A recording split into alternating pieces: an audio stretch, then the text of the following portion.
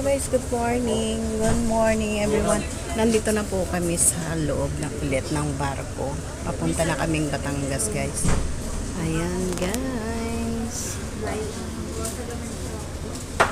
Ayan guys. Oh. Dito lang kami sa loob na may aircon. Magbabayad o kami ulit na para makaupo kami at mahikahiga sana. Magbabayad daw ng 50 pesos. Kaso lang, nahuli kami. Paupo na lang din ang gagawin namin. At least dito may aircon. At saka hindi namin mararamdaman gaano ang tao dito.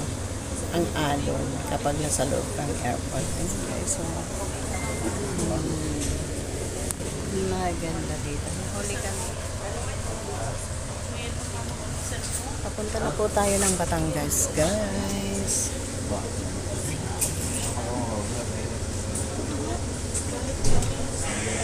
Batangas na po tayo. Siguro 2 hours, 3 hours lang ang takbo ng